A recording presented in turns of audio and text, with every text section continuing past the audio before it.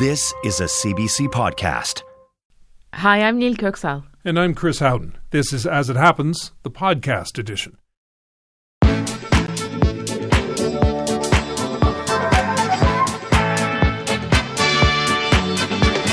Tonight, Not a leg to stand on, the sister of an infamous Italian mafia boss is arrested after police find secret notes from her brother hidden in the leg of a kitchen chair. what a Nobel mind is here overthrown. Belarus shows just how little it cares that human rights activist Ales Bialiatski won a Nobel Peace Prize last year by sentencing him to 10 years in prison. Horn of Plenty jazz great Herbie Hancock remembers one of the most influential saxophonists in the world and tells us why Wayne Shorter will always be his own personal Superman. Stag fright. A New Brunswick man is shocked to realize it was not a who that had broken into his house, but a what, and that its path of destruction would cost him dearly. Drunk and disorderly, thanks to Jack Daniels, a dark fungus is taking over a Tennessee town, coating everything in black and making it smell like whiskey. And our guest is tired of shouldering the bourbon. And tempting fade. When a Brooklyn woman got a temporary tattoo, she was told the special ink would slowly disappear after about a year. But 18 months later, she's wondering if she should have had no arm done. As it happens, the Friday edition, radio that approaches this story with a sense of ink credulity.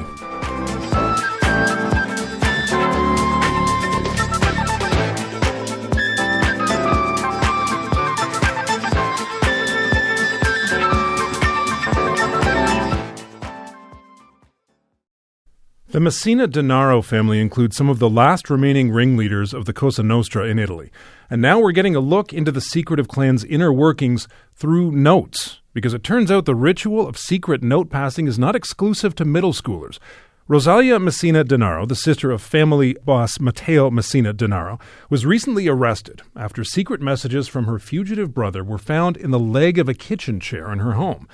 Sergio Nazzaro is a journalist and former spokesperson for the chairman of the Parliamentary Anti-Mafia Committee. We reached him in Rome, Italy. Sergio, these slips of paper, these mob instructions are called pizzini. How did police find them in Denaro's sister's house? The search was by chance. The Carabinieri, they were making an operation, and they went inside Matteo Messina sister house when it was empty, of course, and they were trying to put a micro camera inside or something just, to hear what was going on. And they, looking around the house, they found this chair in the kitchen table, and they supposed that would be a perfect place. While they were going around this chair, they opened it, and inside one of the legs, they found this pizzino that, let's remember, it's so-called, it's Sicilian slang, that it means a little written note, so it's called pizzino. It found the evidence that the sister was keeping in touch with the brother. More, they found also another pizzino where the sister was taking notes of the sickness, because Matteo Messina Denaro has a cancer. From this little pizzino, they started the long search for Matteo Messina Denaro. And eventually he was found in January at a private clinic in Palermo after 30 years on the run. What an extraordinary discovery. I mean, they were hoping to get information by putting that camera in, as you said, but they found these extraordinary notes that are so critical to communication within the mafia. So can you just describe what they look like, how they're used? It's a very old-fashioned form of staying in touch. Yes, absolutely. It's really an old system, because in so high-tech world, the only solution is just to write down your notes. What is important also that when you need to have a very wide network of trusted people, because you write down the pizzino, you end to the first one, the most trusted one, it's going to bring to another one and another one and another one. So it's a very long chain that it's very difficult. Of course, law enforcement always follows these people. And what is interesting that came out, the personality of this man. Of course, there is a huge and very dangerous mentality, Mafia mentality. Like, we are the good ones, we are the victims, we have to make justice for ourselves.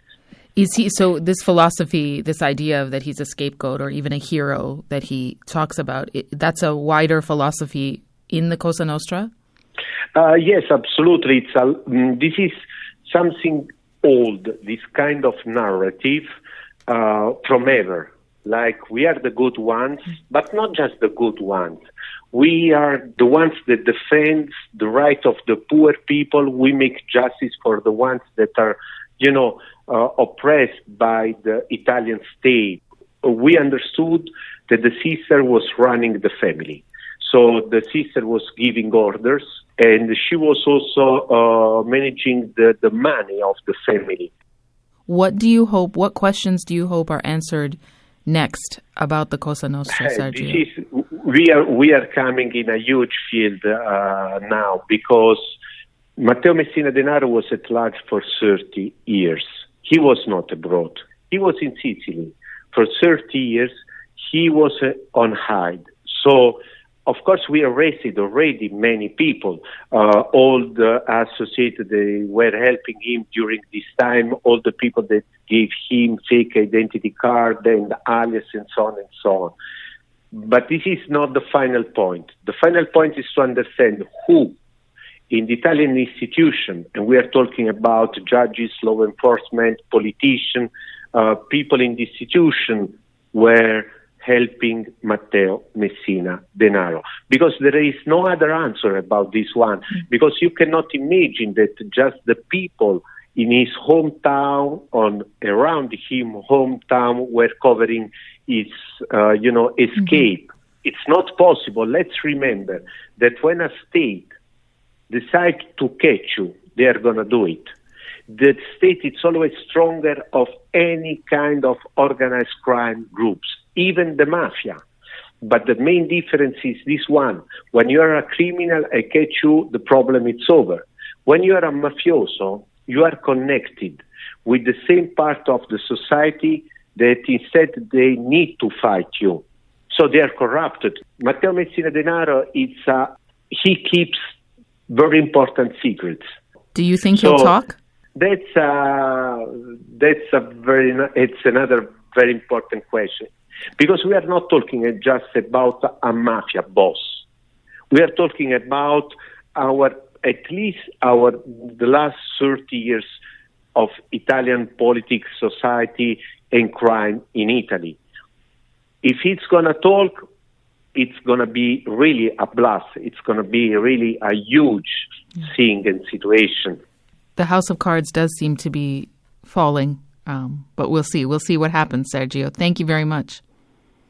Absolutely. Thank you for having me in your news. Sergio Nazzaro is a journalist and expert on the Italian Mafia. He's in Rome, Italy.